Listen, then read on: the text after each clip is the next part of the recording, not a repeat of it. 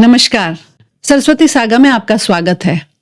आज बात एक ऐसे निर्णय की जो 70 दशक पहले तब के प्रधानमंत्री नेहरू जी ने लिया था, जिसका भुगतान भारत आज तक कर रहा है। इस निर्णय के पीछे जो पॉलिटिकल वजह थी वो थी तब के गवर्नर जनरल लॉर्ड माउंटबेटन।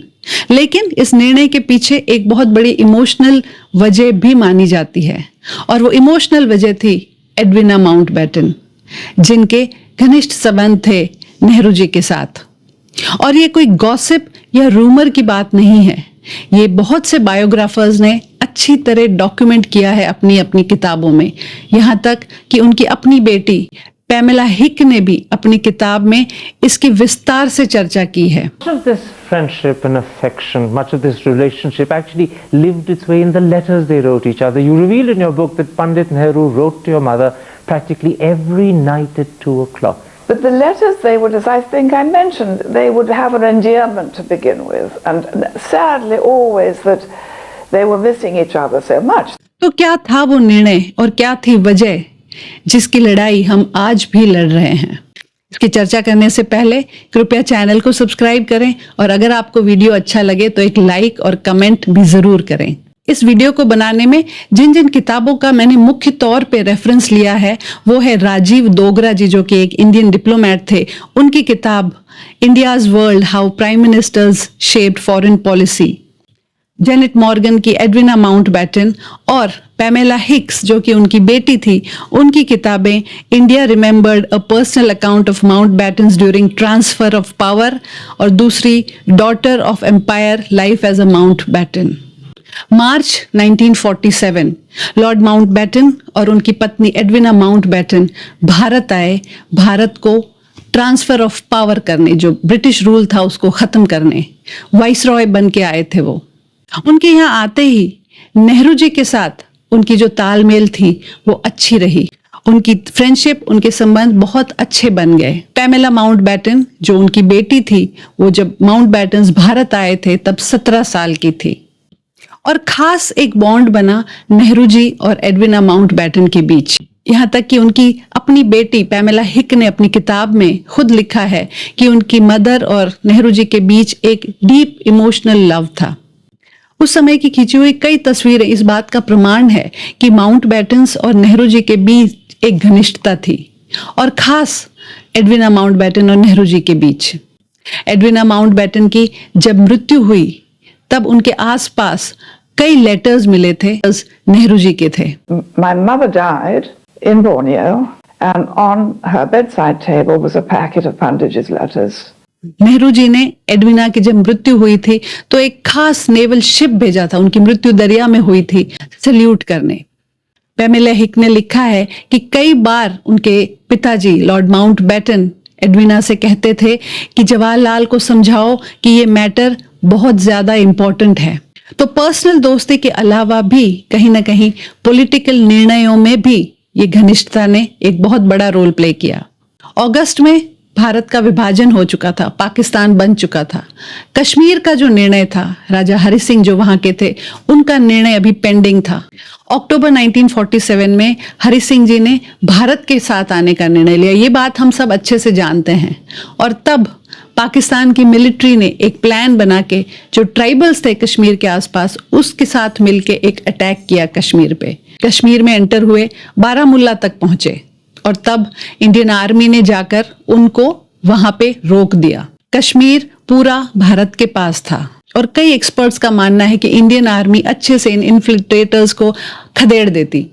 लेकिन उस वक्त नेहरू जी ने एक निर्णय लिया, और इस निर्णय के पीछे कहा जाता है कि जो दिमाग था वो लॉर्ड माउंटबेटन का था। और नेहरू जी को कन्विंस करने में कि ये निर्णय लेना चाहिए, जो इस्तेमाल हुई वो थी एडविना और नेहरू जी की दोस्ती।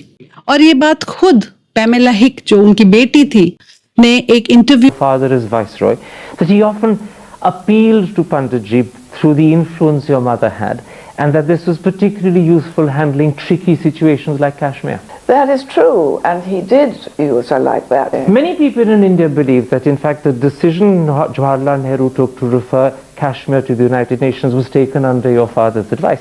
Would that have been an area where your mother's influence would have been particularly useful? I think it could have been and my father just in dry conversation mightn't have been able to get his viewpoint over, but with my mother translating it for Panditji and making, appealing to his heart and more than his mind that he should really behave like this, I think probably that did happen. So in a और निर्णय था कि नेहरू जी ये मुद्दा UN में ले गए, जो एक बायलैटरल इश्यू था उसे इंटरनेशनल इश्यू बना दिया गया।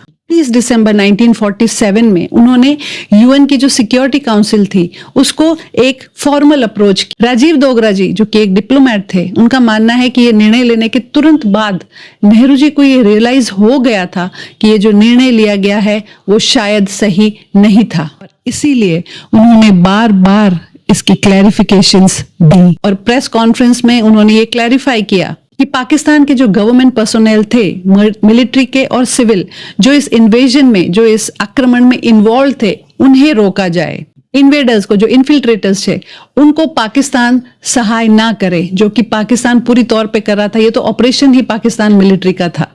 नेहरू जी ने कहा कि सबसे पहला निर्णय फाइटिंग स्टॉप करना है, और ये तभी पॉसिबल है जब जो इन्वेडर्स हैं वो पीछे हटें, विड्रॉ करें। उन्होंने ये भी क्लैरिफाई किया कि ये जो फाइट है वो इंडियन टेरिटरी पर हो रही है।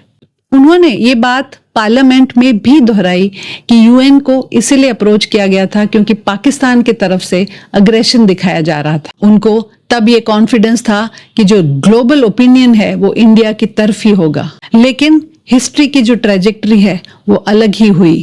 सीज फायर हुआ, लाइन ऑफ कंट्रोल एस्टैब्लिश हो गई, यूएन के रेजोल्यूशंस आ गए, प्लेबिसाइड पे डिस्कशन शुरू हो गए, जो इश्यू बायलैटरल था वो इंटरनेशनल बन गया।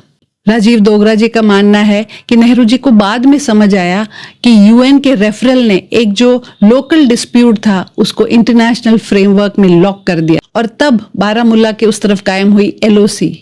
जो इन्फिल्ट्रेटर्स भारत की जमीन पे आ चुके थे वो जमीन भी भारत को वापस नहीं दी गई, जिसे आज हम पाकिस्तान ऑक्यूपाइड कश्मीर कहते हैं, ऑक्यूपाई हो चुका था।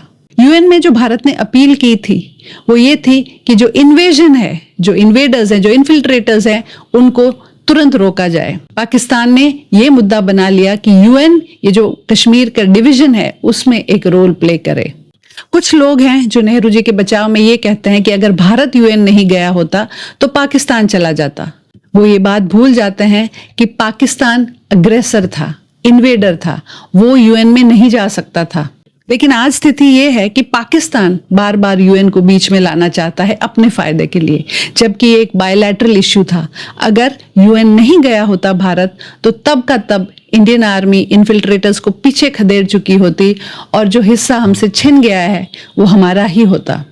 किसी भी व्यक्ति के पर्सनल लाइफ उसका अपना मामला होता है, लेकिन जब उसके निर्णय, उसके इमोशंस एक देश की परिस्थिति को बदल दे तो ये गंभीर विषय बन जाता है।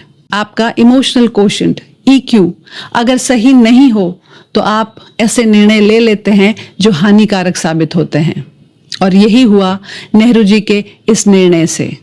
जो घाव इस एक निर्णय ने दिया उसके दर्द से भारत आज भी नहीं उभरा। नमस्कार, जय हिंद।